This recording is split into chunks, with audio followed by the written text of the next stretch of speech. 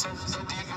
এই কপালটার এত দাম, এই কপাল কোন এখন বললে হয় না, এই কপাল ফেরেশতাদের হাতে বানাইলেও হয় না, আমি আল্লাহ নিজের হাতে বানাইছি।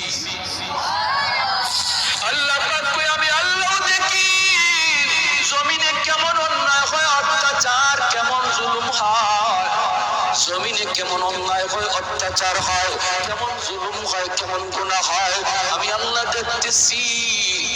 আমি আল্লাহ দেখতেছি আমার নবীর নায়েবে রাসূল উলামায়ে কেরামের সাথে কেমন আচরণ হয়, সবই আল্লাহ বলেন আমি দেখতেছি। এরপরও আমি কেন নগদ ধরি না জানুনি?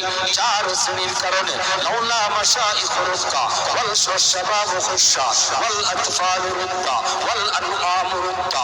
আল্লাহ বলেন এক নম্বর হলো ওই বৃদ্ধ মানুষগুলি, এখনো জমিনে এমন কিছু সাদা দাড়ি সাদা চুল আমার কিছু বৃদ্ধ বান্দা বান্দি আছে রে, কোমর বাঁকা হইতে পারে না, করতে পারে না, কষ্ট হয়, হাঁটুতে ব্যথা, কোমরে ব্যথা, এরপরেও আমি আল্লাহর কদমে সাজদা দেয়, কষ্ট হয়, এরপরেও আমার কদমে সাজদা দেয়। এই সাজদার দিকে তাকাইলে জমিনের প্রতি মায়া লেগে যায়।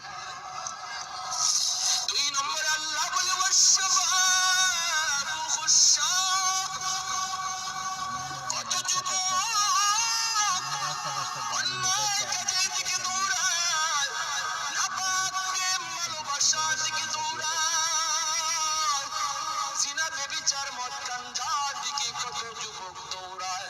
আল্লাহ বলেন কিন্তু এখন এমনও কিছু যুবক আছে যে যুবক যৌবনের পাগলামি করে না, তার মনেও পাগলামি করতে চায়, তারও গুনার দিকে তার মন ডাকে কিন্তু যায় না। আমি আল্লাহর ভয়ে যুবক গুনার দিকে যায় না, মসজিদে গিয়ে হাজির হয় না, পাক ভালোবাসা প্রেমের দিকে মন দেয় না, আমি আল্লাহর প্রেম অন্তরের ভিতরে জমায়া দেয়। ওই যুবকের সেজদা যখন জমিনে দেয়, তার সেজদার দিকে তাকাইলো এই গুনাহগার জমিনের প্রতি আমার মায়া লেগে যায়।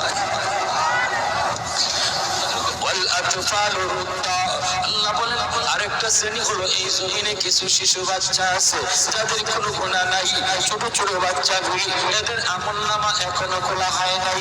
যদি জমিনে আমি গজব দেই, গুনাহগারের সাথে শিশু বাচ্চাগুলি তারও এই গজবের শিকার হয়ে যায়, অথচ এই ঘরের বাবা দায়ী, এই ঘরের মা দায়ী, গুনার জন্য মা দায়ী, বাবা দায়ী, তাদের কারণে গজব আইছে, বাচ্চাটার কোনো দোষ নাই।